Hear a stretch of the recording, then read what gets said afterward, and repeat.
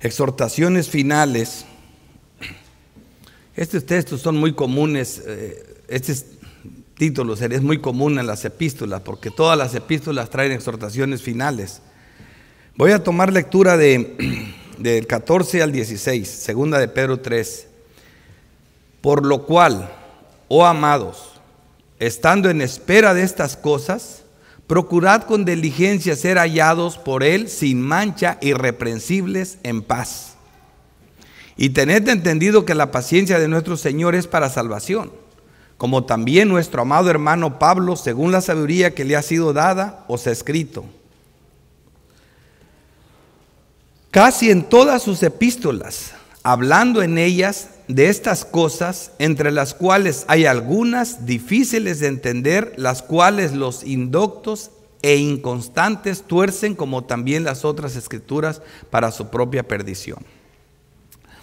Como introducción, veamos que este capítulo ha sido de exhortaciones, pero en nuestro texto tenemos las otras finales. De ahí el título del mensaje, porque en segunda de Pedro 3:1 dice: amados, esta es la segunda carta que os escribo, y en ambas despierto con exhortación vuestro limpio entendimiento. Fíjate cómo ve Pedro las exhortaciones: despertando nuestro limpio entendimiento. Siempre que somos exhortados debemos recordar quién va al otro lado del yugo. En Mateo 11:29 dice: llevad mi yugo sobre vosotros y aprended de mí, que soy manso y humilde de corazón, y hallaréis descanso para vuestras almas. Me llamó la atención el canto que decía, ¿verdad? Hablando de la santidad, ¿verdad? Gozarnos en la santidad, disfrutar la santidad. Dice: porque mi yugo es fácil y ligera mi carga. Sí, es una carga, es un yugo que se lleva, se está trabajando, pero se goza. Es como dice Juan: mis mandamientos no son gravosos. Entonces estamos hablando de exhortaciones y estoy introduciendo el tema, mostrándole lo que son, cómo debe ver el pueblo de Dios las exhortaciones. Porque siempre hay una tensión que existe cuando hablamos de la soberanía de Dios y la responsabilidad humana. Siempre está esa tensión. Siempre ha sido muy fuerte y confusa y muchas veces mal entendida. Unos se convierten en legalistas y otros en un libertinaje espantoso. Es muy difícil predicar gracia, pero hay que predicarla. Cuando hablamos de los textos éticos y morales de la Biblia, algunos simplemente dicen cosas como estas: que Cristo murió por los pecados presentes, pasados y futuros, y de ahí no lo sacan, se saben de memoria ese texto que es palabra de Dios.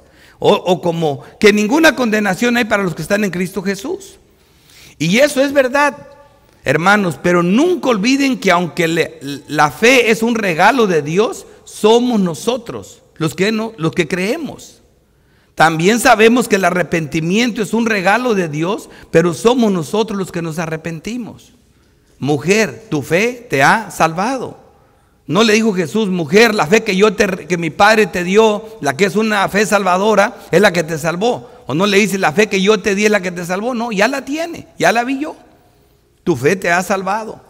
Así que tenemos que tener claro cómo es estas cosas. Dice: sabemos del llamamiento eficaz del Espíritu Santo para convertir a los impíos. No hay manera, es gracia irresistible. Eso no hay manera, nadie puede resistirlo.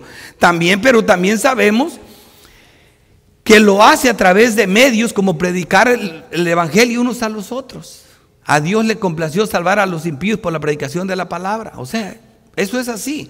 Romanos 8:13 dice: porque si vivimos conforme a la carne moriréis, mas si por el Espíritu, pero luego aquí fíjate el verbo, hacéis o haces morir las obras de la carne, viviréis.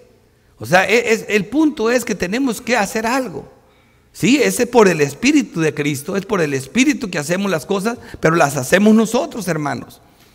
Así que, hermanos, con estos dos textos siguientes los quiero preparar para que recibamos con un limpio entendimiento estas exhortaciones finales.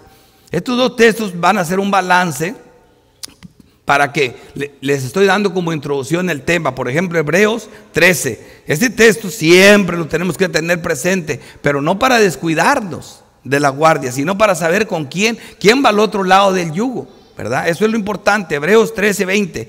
Y el Dios de paz que resucitó de los muertos a nuestro Señor Jesucristo, el gran pastor de las ovejas por la sangre del pacto eterno, os haga aptos en toda obra buena, para que hagáis, pero aquí hagáis otra vez el verbo, su voluntad, haciendo Él en vosotros, ¿quién va del otro lado? Lo que es agradable delante de Él por Jesucristo, para que de Él sea la gloria. Pero siempre requiere nuestra diligencia, una cosa no quita la otra. No estamos solos, no podríamos solos, porque los designios de la carne son enemistad contra Dios y no se sujetan a la ley de Dios y no pueden, o sea que no podríamos solos. Es Cristo por medio del Espíritu Santo que lo hace, porque somos exhortados a hacerlo nosotros con Él. Este texto combina bien ambas cosas. Segunda de Timoteo 2:7, considera lo que te digo. Esfuérzate, sé diligente, lee las Escrituras. Dice, y el Señor te dará entendimiento en todo. Una cosa no quita la otra. Sabemos que cuando predicamos Dios nos bendice, le rogamos que sea el Espíritu Santo que nos guíe, pero eso no quiere decir que yo venga aquí sin un bosquejo o que no me prepare. Y el texto de apoyo, y voy a hablar un poquito más del texto de apoyo. Cuando yo siempre digo texto de apoyo, que yo primero di una introducción del mensaje, ¿verdad? Pero en la introducción, ¿me entiende? No la hago yo simplemente como si fuera un preámbulo. Un preámbulo es cuando tú estás dando una introducción, pero le das vuelta al asunto. Por ejemplo, tú estás dando un preámbulo de un partido de fútbol que ya ocurrió. Tú dices, estuvo bueno, hubo goles, hubo pleitos, hubo expulsiones, pero no dices el resultado. Bueno, yo sí digo el resultado. Por eso lo mío es más que es un prólogo. Es un prólogo. Yo le doy un preámbulo, doy un prólogo, le doy el resultado, la parte central, y este es el texto. Este es el texto con el que, de mi tema, esta es la explicación que yo les quiero dar. Como un prefacio, este es el prefacio del mensaje, el centro del mensaje. Dice, para centrar bien la doctrina de las exhortaciones, veamos este texto que será de mucha ayuda. Segunda de Timoteo 2:1. Tú pues, hijo mío, esfuérzate en la gracia. Ahí está, la tuyo, esfuérzate en la gracia que es en Cristo Jesús. Ahí están las dos cosas. Yo así quiero que siempre vean las exhortaciones, siempre, para que no se pierdan. Porque hay dos monstruos esperándote, uno legalismo y el otro libertinaje, para que no te caigas. Así que este es el centro, este es el texto central. Yo ya te estoy dando un mensaje. ¿Y por qué lo hago así, hermano? Primero les digo el segundo, dice, considera lo que te digo. Ahí está para hablando de entendimiento. Le dice, considera, sé diligente, esfuérzate, entiende. Considera lo que te digo y el Señor te hará entendimiento en todo. Una cosa no quita la otra. Ahora, ¿por qué hago esto? De esto. Yo casi siempre trato de en la introducción tengan claro el tema, el mensaje. Porque después voy a ir a predicar expositivamente el texto. Y aquí es donde nos acusan. Sus sermones parecen escuela dominical, porque van versículo a versículo. Mira, hermanos, cuando yo llegué a las doctrinas de la gracia, yo me enamoré de los sermones de Spurgeon. Yo dije, donde ese hombre predica, ahí voy a estar yo. Yo dije, esto es lo que yo siempre busqué. Pero ¿sabes por qué yo me quejaba de la iglesia bautista y no soportaba estar ahí? Porque el pastor decía como ahorita, abran sus Biblias, lean el texto, segunda de Pedro 3, del 1, del 10 al 18. Y yo digo, ándale, el 14 es el texto que nunca he entendido. Pero nunca me decía de qué se trataba el 14. Y ahorita cuando enseñan homilética los pastores dicen, no vayas a predicar expositivo yendo versículo a versículo, porque eso es un comentario bíblico ambulante. Entonces, ¿qué quieres que haga? ¿Que me quede como siempre me quedé deseando saber el versículo? Yo veo que todos predican Apocalipsis, dicen, hey, vamos a predicar Apocalipsis, pero nunca te van a decir lo que dice Apocalipsis 12, en el 15 y el 16, que dice que la serpiente aventó agua como un río para arrastrar a la mujer, y la tierra abrió su boca y se tragó el río. ¿Por qué no explicas eso? Qué fácil es hablar en conjunto, pero diles ese detalle. Pedro, el apóstol Juan, dicen que Pablo es muy confundido. El apóstol Juan es el apóstol más claro y a la vez el más complejo de todos, más que Pedro y más que Pablo. Es Juan. Pero se supone que esto es un mensaje codificado para los santos. Y sí, a lo más que llegan es a decir las aguas significan las falsas doctrinas, las falsas enseñanzas que el diablo avienta, y es verdad. Por eso Pedro dice que son como el mar en tempestad, que no se pueden quedar quietos, que sus aguas avientan lodo y cieno. Eso es. Pero cuando ya dice, y la serpiente abrió su boca, pero la tierra abrió su boca y se tragó, ahí sí ya no saben. Yo fui al Salmo 85, el versículo 11, y les dije lo que significaba eso. Dice, porque la verdad brotará desde la tierra. Y luego cuando dice, como raíz de tierra seca brotó, está hablando de Cristo. Cristo es el que la verdad de Cristo es el antídoto contra las mentiras del diablo. Pero yo sí les dije eso, no me estoy saliendo de tema, le estoy poniendo ejemplos. ¿Por qué tengo que ir versículo a versículo también? Sin dejar de pero ya les di el tema. ¿De qué voy a hablar? De las exhortaciones, ya saben. Vamos a ser exhortados, ese es el tema. Pero no me estoy saliendo de contexto cuando voy versículo a versículo. Y tampoco prefiero no ser famoso nunca, pero no voy a rehuir de predicar todo el consejo de Dios, Hechos 20:27. Cada cosa la tengo que decir, aunque el sermón ya no sea tan bueno, prefiero eso. Vamos a ver el bosquejo. Tenemos 3 puntos. Exhortación a cómo vivir en la espera de su segunda venida. Segundo punto, exhortación a no torcer las escrituras. ¿Cuál es el título? Exhortaciones, ¿verdad? Y tercero, exhortaciones finales a estar firmes, crecer en la gracia y el conocimiento de Cristo. Ese es el tema. Comenzamos. Exhortaciones a cómo vivir en la esperanza de su segunda venida. Segunda de Pedro 3:14. Ahí voy a comenzar yo. Dice, por lo cual, oh amados, estando en espera de estas cosas. ¿Y cuáles son estas cosas? Bueno, por eso me regresé y hice que el hermano Jesús leyera desde el 10. ¿Cuáles son esas cosas? La segunda venida, lo que nos acaba de hablar. Sabiendo que todo lo que vamos a hacer va a ser quemado. O sea, en otras palabras, construir la casa sabiendo que un día se va a quemar. ¿Me entiendes? Todo esto, somos peregrinos en la tierra. Entonces esas son las cosas, dice el 11, dice, puesto que todas estas cosas han de ser desechas, ¿cómo no debemos vosotros andar en vuestra santa y piadosa manera de vivir? Por eso Pedro dice, por lo cual, oh amados, estando en espera de estas cosas, sabiendo que todo va a ser destruido. Nosotros esperamos cielos, tierras y tierra nueva donde mora la justicia. Así ahora dice, procurad con diligencia, y aquí está la palabra clave, diligencia. Ahí está lo que tenemos que hacer nosotros. Ser hallados por Él sin mancha, irreprensibles en paz. Y sí, nosotros ya sabemos que es Cristo el que está preparando a su iglesia para presentársela como una novia sin mancha, sin arrugas, sin contaminación. Nosotros ya sabemos, pero aquí Pedro nos está exhortando a ser sin mancha. Una cosa no quita la otra, ¿verdad? Es irreprensibles y en paz. ¿Cómo vivir en paz cuando sabemos que no hay paz para los impíos? Así que aquí claro vemos que Cristo nos pide 3 cosas, las cuales Él nos da de pura gracia.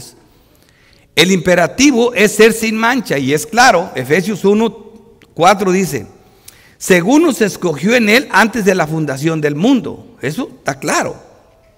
Pero dice, para que fuésemos santos y sin manchas delante de Él. Sabemos que la salvación es de pura gracia. Sabemos que la santificación es de pura gracia. Sabemos que Dios nos ve en los lugares celestiales con Cristo. Sabemos que seremos finalmente glorificados por la muerte de Cristo. Sin embargo, dice, porque para que fuésemos santos y sin mancha delante de Él. Aquí está un freno contra el libertinaje. Claro. Así que el indicativo es lo que Dios hizo. Es que Él nos lavó y nos sigue limpiando hasta que seamos completamente sin mancha ni arruga. Hasta esta es la obra del Espíritu de Cristo, dejarnos sin mancha, prepararnos para las bodas del Cordero. Sin embargo, Efesios 5:25 dice, maridos, amar a vuestras mujeres. Y no voy a explicar bien el texto, me voy a ir a la parte cómo Cristo amó a la iglesia. No, porque este texto es otro de los que han hecho tiras también, con mala interpretación, causa de tantos libros que hay del matrimonio, pero ese es otro tema. Dice, maridos, amad a vuestras mujeres, así como Cristo amó a la iglesia y se entregó a sí mismo por ella. Esta es la manera como lo hizo Cristo, ¿verdad? Dice, para santificarla, habiéndola purificado en el lavamiento del agua por la palabra, a fin de presentársela a sí mismo una iglesia gloriosa, que no tuviese mancha, ni arruga, ni cosa semejante, sino que fuese santa y sin mancha. Esta es la obra de Cristo. Cristo está haciendo esto. Entonces, ¿por qué Pedro me pide que yo lo haga? Porque soy responsable por hacerlo. Porque la soberanía de Dios y la responsabilidad humana se besaron en la cruz. El otro imperativo es ser irreprensibles. Filipenses 2:14. Haced todo sin murmuración y contiendas, para que seas irreprensibles, sencillos, hijos de Dios sin mancha, en medio de una generación maligna y perversa, en medio de la cual resplandecés como luminarias en el mundo. O sea, esta es la exhortación. Tenemos que ser irreprensibles, no solo los pastores y los diáconos, todos los santos. Esa es la forma. Así que el indicativo, Él nos está haciendo irreprensibles por su muerte, Colosenses 1:21. Y a vosotros también, que eras en otro tiempo extranjeros y enemigos en vuestra mente, haciendo malas obras, ahora os ha reconciliado en su cuerpo de carne por medio de la muerte, para presentaros santos, sin mancha, irreprensibles delante de Él.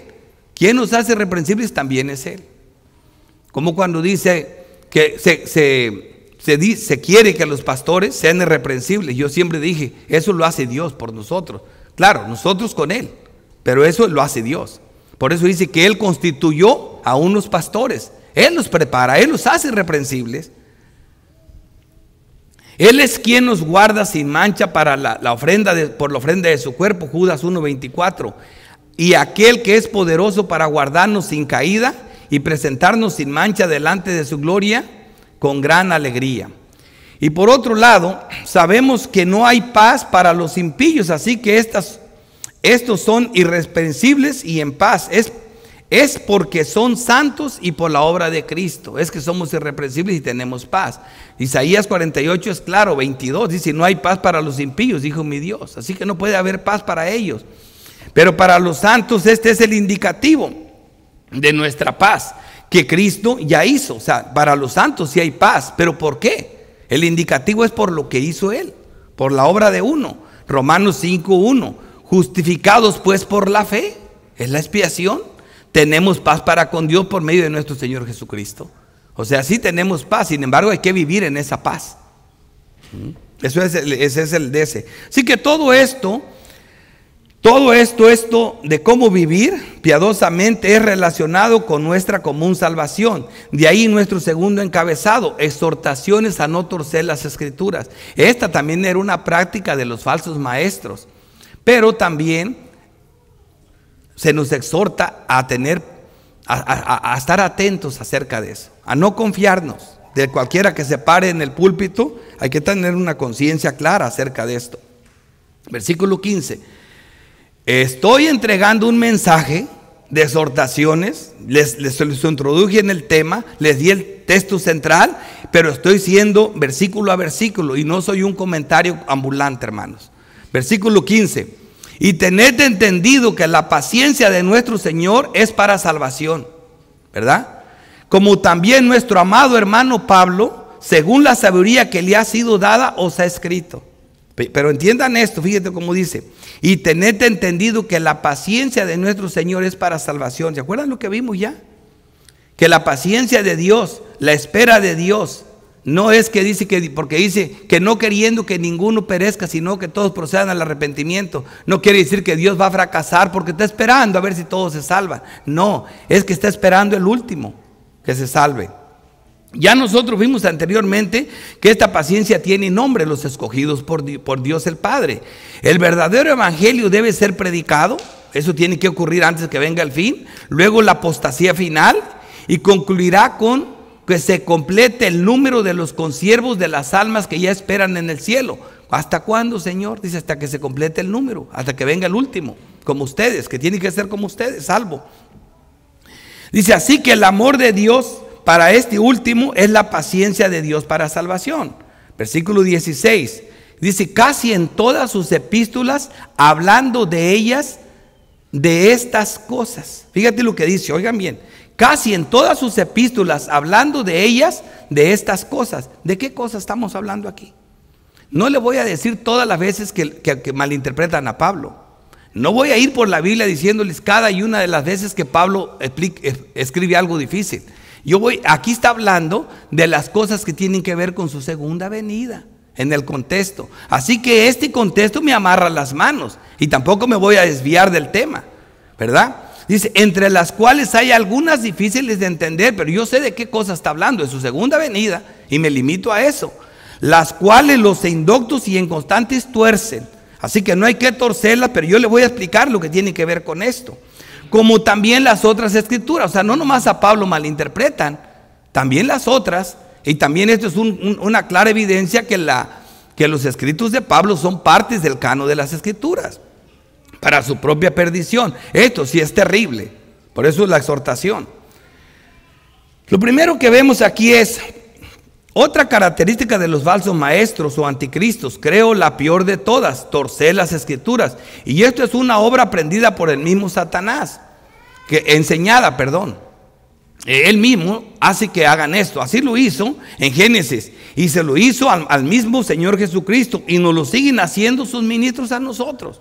En Génesis, ¿cuál fue la primera mentira que vemos registrada allí en el diablo? Vemos dos mentiras con las que Satanás comienza a hacer caer al hombre.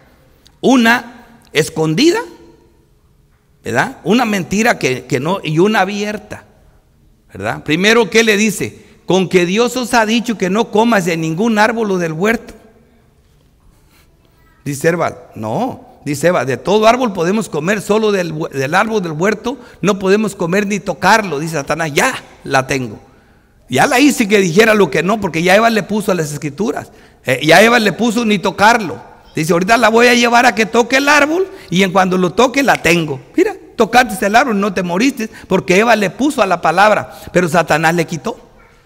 Ahora sí le dice Satanás, no morirás. Y esa sí es una mentira abierta. Solo que sabe Dios que el día que lo coma se abrirán abiertos vuestros ojos, seréis como Dios. Esa es una mentira abierta, pero ya estaba la mentira escondida. O por ejemplo, torcer las escrituras es el peor ataque del diablo. Jesucristo fue tentado de la peor manera. Por eso dice, cuando el diablo acabó, toda tentación se fue, toda es toda. En tres le descargó todo el ataque. Esa es la peor manera de ser tentado. La primera, ya sabemos, no solo de pan vive el hombre, ¿verdad? Lo hizo tener hambre para que. La segunda le mostró, ya la conocen, los ojos, el deseo de los ojos. Pero la tercera es la peor. Porque dice Satanás, hasta ahorita me pegaste con 2 versículos, ¿verdad? Yo te voy a aventar otros 2 versículos también. Fíjate lo que dice Lucas 4:9. Y le llevó a Jerusalén y le puso sobre el pináculo del templo y le dijo, si eres hijo de Dios, échate de aquí abajo, porque escrito está. ¿A dónde lo lleva? Al Salmo 91, versículo 11 y versículo 12. Mira lo que dice. A sus ángeles se mandará acerca de ti, que te guarde, y en las manos te sostendrá para que no tropieces con tu pie en piedra. A ver, dime algo. Le dice el diablo, te cité las escrituras. El Salmo 91:11 dice, pues a sus ángeles mandará cerca de ti, que te guarden todos tus caminos. El 12 dice, en las manos te llevará para que tu pie no tropiece en piedra. Para un piadoso, otro piadoso. Pero ¿qué le dice el Señor? Respondió Jesús, le dijo, dicho está, no tentarás al Señor tu Dios. Cristo no permitió que torcieran las escrituras, ni que las sacaran de contexto. El texto es donde debe de estar. Y por eso es que tenemos que predicar todo el consejo de Dios. Yo lo traigo aquí porque va. Más las escrituras que el diablo cita, allá las vimos aquí, las que citó Cristo, Deuteronomio 6:16, no tentarás a Jehová vuestro Dios, como lo tentaste en Masá, ¿verdad? Eso ya quedó claro. Así que lo segundo a notar es ver de qué manera veía Pedro las escrituras, porque está hablando que la palabra de Pablo es como las otras escrituras, y vemos que Pedro miraba las escrituras más gloriosas y más importantes que hasta la misma revelación de haber visto el cielo en la tierra junto con los otros 2 apóstoles, Juan y Jacob, ¿verdad? Dice Pedro en 2 de Pedro 1:19, tenemos también la palabra profética más segura, y más segura que la revelación de haber visto a Moisés y a Elías y a Jesucristo glorificados. a la cual hacéis bien en estar atentos como una antorcha que alumbra en el lugar oscuro, hasta que el día esclarezca y el lucero de la mañana salga en vuestros corazones, entendiendo primero esto. Así Pedro mira la palabra, que ninguna profecía de las Escrituras es de interpretación privada. Así que lo que habló Pablo no es de interpretación privada, se le dio, dice, esa sabiduría que le fue dada. Dice, porque nunca la profecía fue traída por voluntad humana, sino que los santos hombres de Dios hablaron siendo inspirados por el Espíritu Santo. Si sabiendo esto de las Escrituras y aún así dijo eso de los escritos de Pablo, el elogio a sus escritos es aún mayor. Por eso les traje este texto, siguiendo en el contexto. Lo tercero y menos importante es que estos escritos paulinos dichos por el mismo apóstol Pedro forman parte del canon de las Escrituras y por consiguiente es la plenaria, verbal e infalible, inerrante, inspirada, santa palabra de Dios como las otras Escrituras. Todo lo que Pablo dijo. Eso nos queda claro. Pedro, claro, pone la palabra tanto suya como la de Pablo y la de los demás apóstoles a la par o al igual que la de los profetas del antiguo pacto. En 2 de Pedro 3:2 dice, para que tengáis memoria de las palabras que antes han sido dichas por los santos profetas. Sabemos que fue el Espíritu de Cristo que habló por los profetas, Pedro mismo lo dijo, ¿verdad? Dice, y del mandamiento del Señor y Salvador dado por vuestros apóstoles. O sea, en el Antiguo Testamento los profetas y lo equivalente a eso son los apóstoles del Nuevo Testamento. ¿Y ahora qué? Por eso la iglesia debe permanecer en la doctrina de los apóstoles, que es lo que predican los pastores. Ahora, ¿cuáles son esos pasajes de las Escrituras que dice Pedro que los falsos maestros tuercen? Esta es otra cosa que yo creo que tienen curiosidad y tampoco me voy a ir sin que la sepan. A simple vista sabemos que hay algunos muy conocidos en las epístolas, de los cuales bien sabemos que tuercen, y esto es así con Pedro y también con Juan. Ya le mencioné que yo creo que el que más tuercen es a Juan. ¿Por qué? Porque Juan predicó el Apocalipsis y es el que más tuerce. Sacan cada cosa. Si a eso vamos, Juan les gana a todos. De hecho, para muchos el texto más difícil de interpretar del Nuevo Testamento es uno de Pedro, porque hasta yo mismo, en una lectura simple y llana, llegué a creer que lo de Pablo era más complicado que lo de Pedro, hermano, porque me faltaba predicar a Pedro. Pero ahora que prediqué a Pedro dije, no, Pedro, y ahora entendí que solamente estaba viendo el texto a vista de pájaro, o sea, muy rápido. Pero ya cuando entiendes, Pedro no está diciendo que lo de Pablo está difícil y lo de él no, sino hablando de estas cosas de la segunda venida, algunos tuercen inconstantes. Sin embargo, hay muchos teólogos que están de acuerdo que el texto más complicado del Nuevo Testamento es 1 de Pedro 3, de 18 a 22. Y lo han dicho de los mejores predicadores que he oído. Así que prácticamente es un texto de Pedro. No obstante, siendo fiel al texto y por consiguiente al contexto, es lo que yo voy a hacer ahorita. Se trata aquí de esos pasajes que hablan de su segunda venida. Y también los tuercen tanto que hoy son doctrinas que recorren la mayoría de las disque iglesias en todo el mundo. Esa torcedura de la segunda venida de Pablo. De los cuales el más famoso es este que revisaremos ahora. Ahora vamos a verlos aquí dos. Yo nomás voy a traer dos, pero miren eso. 1 Tesalonicenses 4:13, hablando de estas mismas cosas. Dice, tampoco hermano, tampoco queremos hermanos que ignoréis acerca de los que duermen. Tiene que ver con su segunda venida. Para que no entristezcáis como los otros que no tienen esperanza, porque si creemos que Jesús murió y resucitó, así también traerá con Jesús a los que durmieron en él. Asimismo, al explicar la mala información acerca de los que duermen, en 1 Corintios 15, tratando este mismo tema, sacaron de contexto para torcer este pasaje relacionado con su segunda venida. Y este es uno de los textos, miren este, 1 Corintios 15, 29. De otra manera dice, ¿qué harán los que se bautizan por los muertos si en ninguna manera los muertos no resucitan? ¿Por qué pues se bautizan por los muertos? Y dicen, ese texto, para empezar, fue el texto que hizo que Lutero clavara las 70 tesis. ¿Me entiendes? O 90, ya le quité 20, ¿verdad? Hermanos, precisamente querían sacar a las almas del purgatorio. Y también los mormones y muchas otras piensan que puedes hacer algo por los muertos todavía usando este texto. Eso dice, porque dice, ¿qué harán ustedes? Dice que tú te podías bautizar por un muerto. Sacaron de contexto el texto, cuando Pablo lo que está diciendo bien clarito. Mira, voy a dejar que la escritura se lo diga, para que se los adelanto. Nomás lo sacaron de contexto. Mira, veamos la correcta interpretación solo en trazar bien la palabra de verdad. Y está clarita, mira, dice, porque si los muertos no resucitan, tampoco Cristo resucitó. Y en ese caso yo me bauticé por un muerto, porque cuando yo me bauticé fue en el nombre de Cristo. Qué fácil, asunto arreglado. Pero no, ellos se pierden porque quieren, porque no trazan bien la palabra de verdad. Y si Cristo no resucitó, vuestra fe es vana, aún estás en vuestros pecados. Entonces también los que durmieron en Cristo perecieron. Si en esta vida solamente esperamos en Cristo, somos los más dignos de conmiseración de todos los hombres. Mas ahora Cristo ha resucitado de los muertos, primicia de los que durmieron así hecho. Pero aquí está el texto más torcido de todos, el que sigue. Este está claro, pero dicen muchos no ni siquiera que lo sabían, pero este sí lo saben todos. De donde sacan el famoso rapto secreto, que no tiene nada de secreto, solamente porque no leen la Biblia.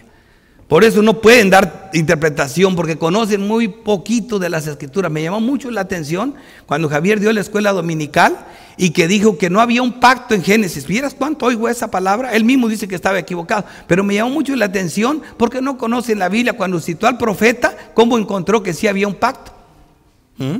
Y bíblicamente está la palabra, pero no siempre está en el segundo versículo en el que sigue. Yo siempre citaba esto cuando dice, le voy a cortar a Israel el pico y la cola. Le voy a quitar el pico y la cola. Y si me preguntan, ¿y eso qué es? Ahí sí está fácil, porque el versículo que sigue tiene la respuesta. El pico son sus ancianos y la cola son sus profetas. O sea, voy a cortar a Israel sabiduría y palabra. Lo voy a dejar sin nada. Esto es lo que estaba diciendo el texto. Pero la Biblia siempre tiene la respuesta, hermanos. Versículo 15 dice, por lo cual os decimos esto. Ese es el más torcido de Pablo. En palabras del Señor, que nosotros que vivimos, que habremos quedado hasta la venida del Señor, no procederemos a los que durmieron, porque el Señor mismo con voz de mando, con voz de arcángel y con voz de trompeta de Dios, descenderá del cielo y los muertos escritos resucitarán primero. Ahora, más adelante acá vemos que dice, luego nosotros los que vivimos, los que hayamos quedado, seremos arrebatados juntamente con ellos en las nubes. Ahí está, en las nubes. No puso pie en la tierra, por eso es secreto. Llegó en el aire, se los levantó y Cristo dijo, 2 estarán en el campo, uno será tomado, el otro será dejado. Y por eso no vino, no puso, nadie lo vio.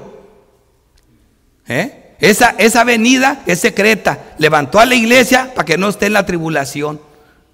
Hermanos, piensan que la tribulación es el fin del mundo. Esa no es la tribulación, ese es el fin. Tribulaciones las pasó la iglesia y las ha pasado todo el tiempo.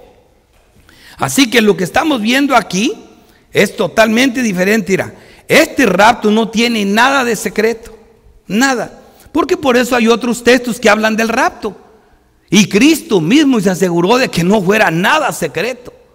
Y ya no hay en qué lenguaje, y te lo tengo que decir que no es secreto, porque mira, Mateo 24, 27 dice, porque como el relámpago que sale de oriente y se ve hasta el occidente, así será también la venida del Hijo del Hombre. Es algo tan visible que recorre todo el cielo para que lo veas.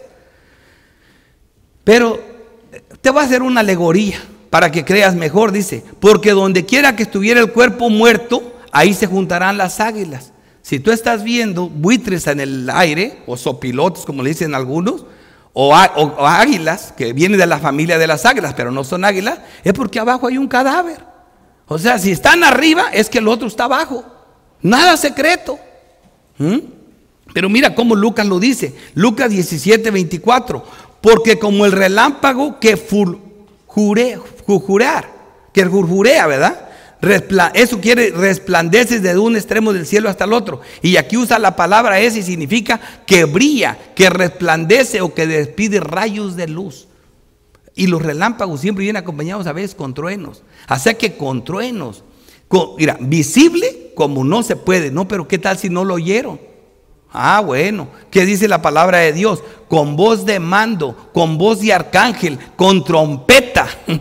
O sea, para que veas que no es nada oculto. Si te queda duda, mira cómo lo dice Juan, tan claro, más ya no puedo, en el prólogo de Apocalipsis. Sabes que el capítulo 1 Juan narra de qué va a tratar todo el libro y te da un prólogo del libro de Apocalipsis. Y ahí dice en Apocalipsis 1:7, he aquí que viene en las nubes y todo ojo lo verá, todo ojo. Y aquí podrían decir, no, pero eso nomás lo vamos a ver los santos, no dice, y los que los traspasaron también. Todo ojo, todo es todo. He aquí que viene y todo ojo lo verán y los que lo traspasaron. Y todos los linajes de la tierra, todos los linajes de la tierra, todos lo van a ver. Harán lamentación por él, sí, amén. Así que ¿de qué tiene de secreto este rapto? Tachen toda esa basura, tírenla ya. Porque hay hermanos que aceptan las doctrinas de la gracia, pero todavía quieren el rapto. Lo vas a tener. Lo vas a tener. Cristo va a venir cuando venga Cristo, hermanos, van a venir los que murieron con Él, resucitados. Y tú vas a ser transformado. Y vas a unirte con ellos arriba para que todo el mundo sea quemado. Por eso tienes que estar con Él arriba. Y cuando habla en las nubes, hermanos, porque cuando la Biblia se describe 3 cielos. Es el tercer cielo es el lugar donde está Dios, que nadie sabe dónde está, ¿verdad? Y el otro es el cielo donde están todas las galaxias, todos los soles, las lunas. Pero el cielo de nosotros es donde están las nubes aquí, del este. Y ahí va a estar. Pero de ahí ya es visible, como son visibles las nubes. Eso es lo que está diciendo aquí. Así que, ¿qué tiene de secreto? Dice, luego nosotros los que vivimos, los que hayamos quedado, seremos arrebatados juntamente con ellos en las nubes para recibir al Señor en el aire, así estaremos siempre con Él. Ya, esto es todo. Por tanto, alentaos los unos a los otros con estas palabras, que eso es lo que se requiere en esto. Y esto nos conecta con las exhortaciones finales de nuestro tercer y último encabezado. Exhortaciones finales: estar firmes, crecer en la gracia y el conocimiento de Cristo. Alentaos los unos a otros, dice. Versículo 17, así que vosotros, oh amados, sabiendo de antemano, guardaos, no sea que arrastrados por el error de los inicuos. Estos son inicuos. Estos que tuercen las escrituras es algo serio. Caigas de vuestra firmeza, y no estás perdiendo la salvación. Caigas de vuestra firmeza, o sea, vivas en temor. Eres santo, pero cuando podías estar firme y en paz, ahora estás lleno de miedo porque te metieron todas estas torceduras en la cabeza.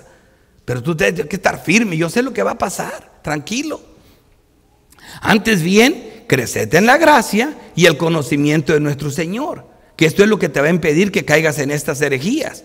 Dice, y Salvador Jesucristo, a Él sea la gloria ahora y hasta el día de la eternidad. Amén. Así comenzó Pedro su segunda epístola y así la concluye, con esta misma exhortación a crecer en la gracia y el conocimiento, como el antídoto, para no ser arrastrado por el error de los inicuos y caigamos de nuestra firmeza. Segunda de Pedro 1:2 dice, gracia y paz sean multiplicados en el conocimiento de Dios y de nuestro Señor Jesucristo. Lo usa muy bien Pedro, ¿verdad? Porque dice, o sean multiplicados, o sea, crecer en ellos, multiplíquese en el conocimiento de nuestro Señor Jesucristo. Así compensó en su primera epístola, así comenzó en su primera epístola, ya que el conocimiento de lo verdadero nos dará el conocimiento de lo falso. Y podemos identificar lo falso, ya les dije, ya lo mencioné anteriormente. Primera de Pedro 1:5 dice, vosotros también poniendo toda diligencia por esto mismo, ¿verdad? Por los errores, añadid a vuestra fe virtud y a la virtud conocimiento. Yo expliqué bien claro esto, hermanos. ¿Cómo lo expliqué? Nosotros, claro, vimos por el mismo Pedro cómo ser diligentes con los medios de gracia, los frutos del Espíritu, añadiendo con toda diligencia, mira cómo lo voy a usar, virtud a la fe. La fe es fruto del Espíritu Santo. Entonces, la fe nos la dio el Señor, nosotros le ponemos virtud. ¿Qué es virtud? Es la disposición de hacer el bien, añadido a lo que ya tenemos. O sea, nosotros tenemos la fe salvadora, que es un regalo de Dios. Añádale, ¿qué? Viviendo como lo que eres, como un hombre de fe. Añádele virtud, añádele la disposición de hacer las cosas buenas, para que se vea que tienes esa fe salvadora. O también puse aquí dominio propio o templanza, que es otro fruto del Espíritu Santo. ¿Qué le agrego al dominio propio y a la templanza? Conocimiento. Porque si tienes conocimiento y no crees esas caricaturas de doctrinas, vas a estar quieto, firme, templanza, ¿verdad? El conocimiento te hace estar seguro. Por ejemplo, yo tengo programado tronar una bomba. Ahorita ya puedo decir bomba, ya se quitó el miedo, pero antes no podías hablar esa palabra. Quiero tronar una bomba. Y de que va a tronar en 10 segundos. Y ahí hay 1000 personas. Están todos haciendo sus cosas. Y yo estoy 1, 2, 3. Cuando la bomba truena, si miraran mi cara, yo soy el único que no me asusté. Porque yo sabía que iba a tronar. Eso es lo que estoy viendo aquí. Al dominio propio, conocimiento. Sabiendo, tú vas a estar tranquilo.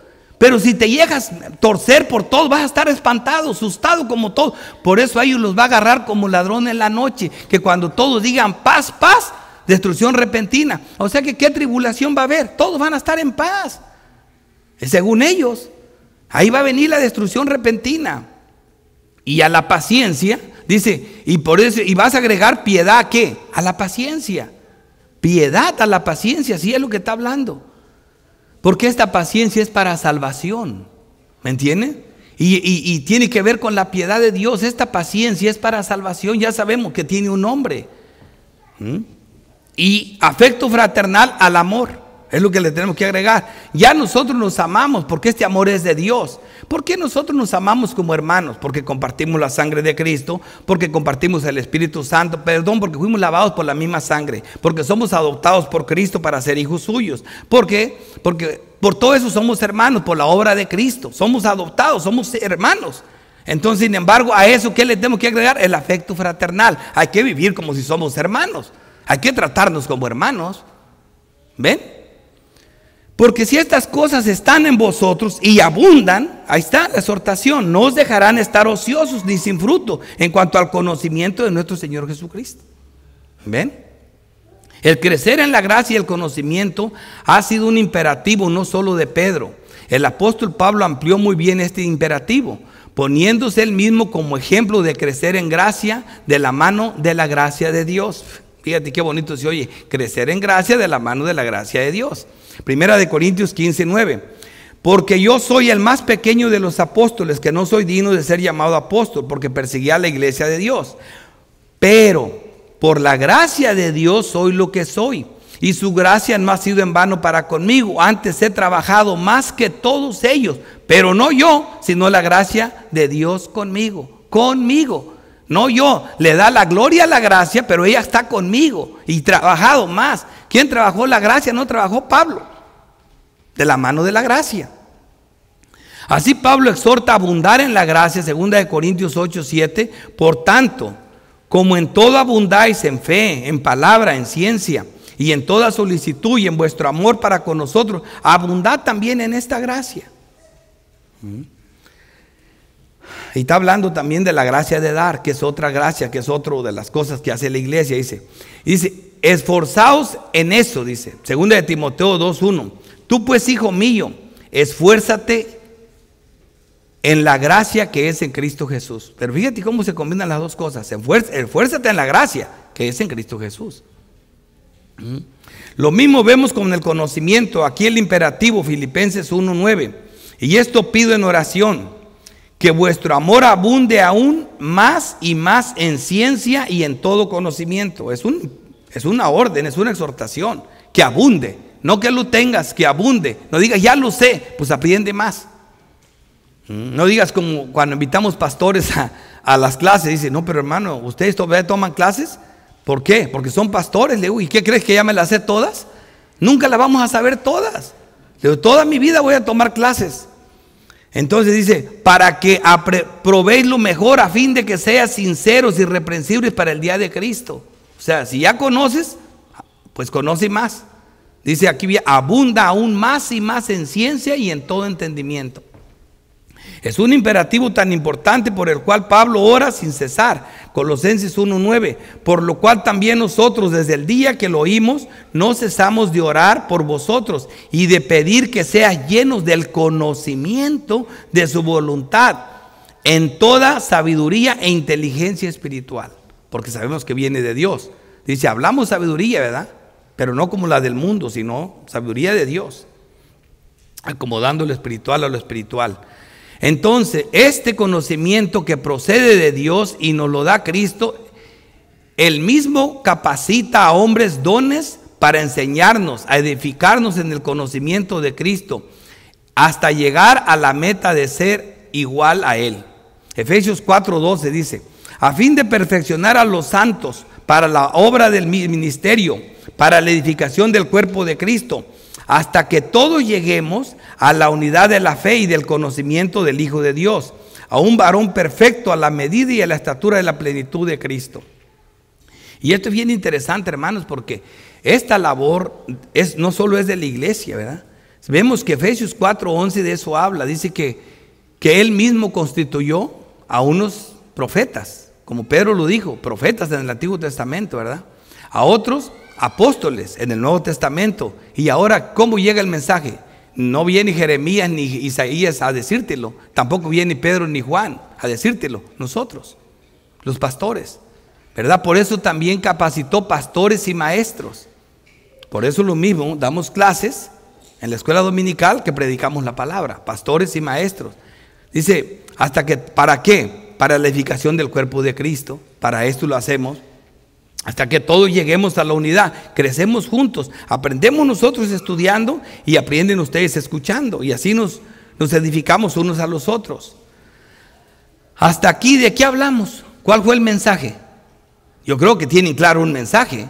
Vimos cómo ser hallados por Él sin mancha, irreprensibles en paz, a tener cuidado de los infiltrados que tuercen las escrituras, a estar firmes en la espera de su venida, y crecer en gracia y en el conocimiento de nuestro Señor y Salvador Jesucristo. De eso habló el texto, ¿verdad? Traté de quedarme donde se queda el texto y el tiempo también que siempre nos corre. Cada vez se escucha, hermanos, que los pastores están haciendo un fuerte énfasis en que no se predique mucho. Nosotros predicamos entre 50 minutos, 55 hasta lo máximo una hora. Pero no es que la gente no retiene. Primero decían que 35 minutos, que nomás retienen 15, otros que retienen 40, hermanos. Un partido de soccer dura 100 minutos y no queremos ni que una mosca vuele. ¿Me entiendes? O cuando vemos una película, la mínima dura 1 hora y media, 2 horas, y cuando la película está buena, todos queremos estar, ni nos movemos de ahí ni siquiera al baño. Y aquí pues no podemos soportar un sermón. Los niños duran toda su vida en la escuela 7, 8 horas con secciones de 1 hora para que les den un papelito y que les diga que ya pueden ganar según un 5 más. Y esta hora es a cada 8 días y para ir al cielo, instrucciones de Dios para cuidado del alma, y quieren que la acabemos. No, tampoco.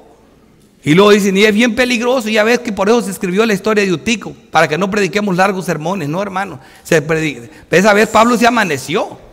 Eso no fue 1 hora. Primera aplicación. Por fin vemos el resultado final de estas exhortaciones en la iglesia triunfante. Me lo dejé para el último. Sigo con el tema. Estoy aplicándole a la iglesia. ¿Por qué estar tranquilos? ¿Por qué estar en paz? ¿Por qué tener seguridad? Porque Dios no solo nos muestra, ¿verdad?, lo que estamos viendo. Todas estas aplicaciones vimos de la iglesia militante, la iglesia ahora. Somos exhortados a vivir de esta manera, a abundar de estas cosas. Pero vemos el resultado de la iglesia triunfante ya en el cielo. Apocalipsis 14:3. O sea, Dios te pide que hagas algo, ¿verdad? Y te dice, mira, vas a correr esta carrera, pero mira, aquí está el título. Y aquí te voy a dar una imagen cuando lo recibes, porque sí lo vas a ganar. Así corremos nosotros, no como en la aventura, si no sabemos que lo vamos a ganar. Mira Apocalipsis 14:3 dice, y cantaban un cántico nuevo delante del trono, delante de los 4 seres vivientes y de los ancianos. Y nadie podía aprender aquel cántico, sino aquellos 144,000 que fueron redimidos de entre toda la tierra. Así que estos 144 no son un grupo especial de hombres vírgenes que no tuvieron mujeres. Basura eso, completa basura. Estos son todos los santos que son sin mancha y puros, sin contaminación.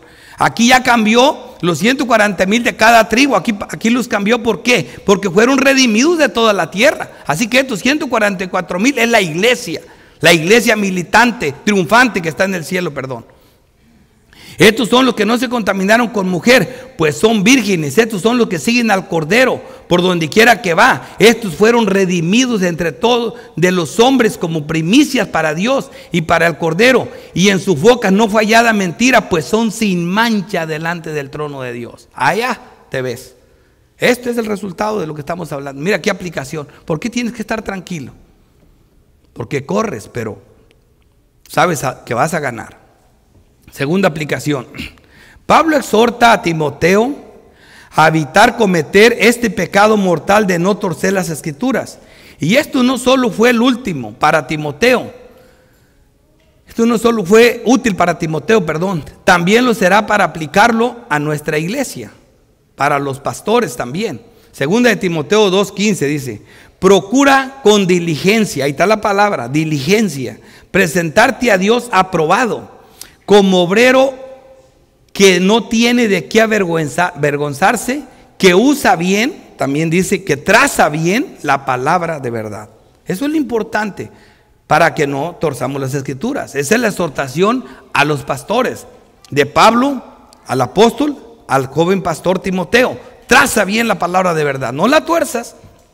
Ahora la iglesia, también la iglesia tiene este mismo mandato. En primera de Juan 4, versículo 1 dice: amados. Y amados no son los pastores, sino todo el pueblo de Dios, todos los santos.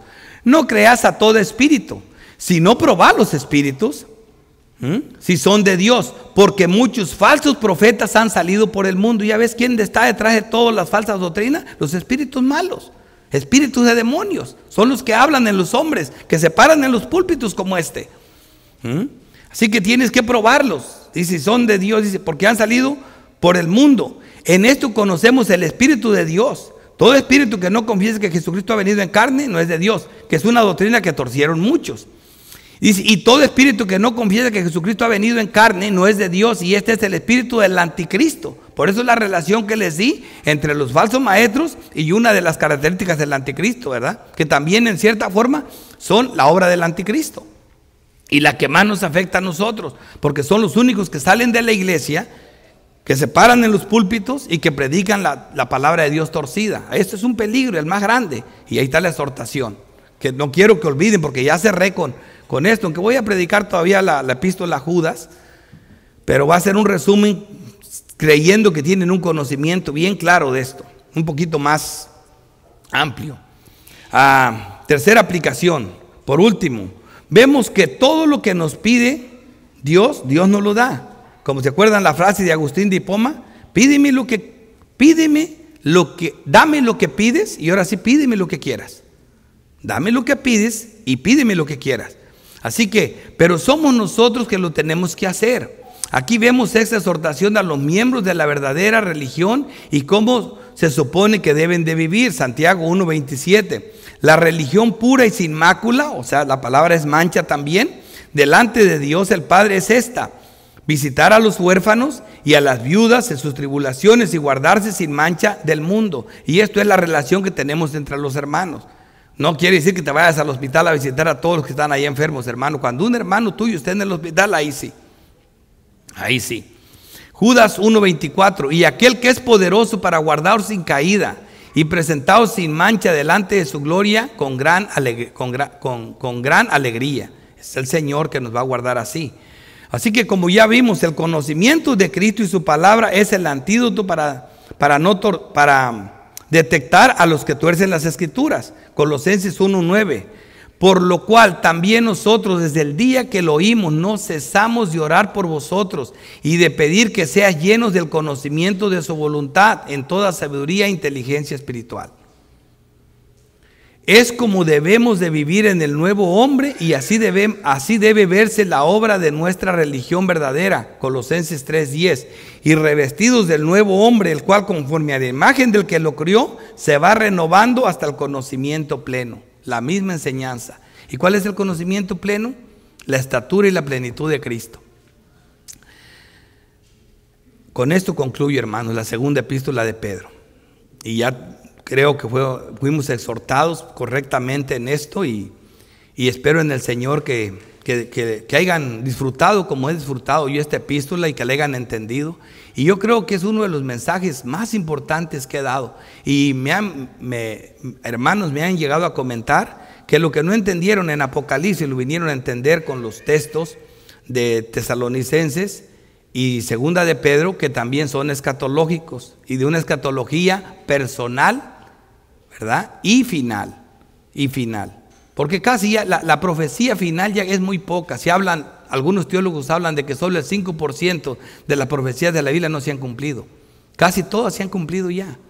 Así que la mayoría es aplicada a nosotros, personal. Final queda muy poca. Vamos a orar. Padre Dios Todopoderoso, Creador del cielo y de la tierra, te damos gracias, Santo Dios, por Cristo Jesús. Gracias por tu palabra, Señor, por guiarnos a través de ella. Y como siempre, Padre, pidiéndote perdón por las veces que oscurecemos tu palabra, porque nadie es suficiente para estas cosas, pero dándote gracias por lo que nos muestras, por la luz que nos das, agradeciendo lo que nos das, Señor, que es siempre más de lo que merecemos. Te rogamos por esta iglesia, por los santos, y que sigas con nosotros en este servicio que está por terminar, para que podamos gozarnos de ti, Señor, y en tu sabiduría y en tu conocimiento. Te damos las gracias en Cristo Jesús. Amén.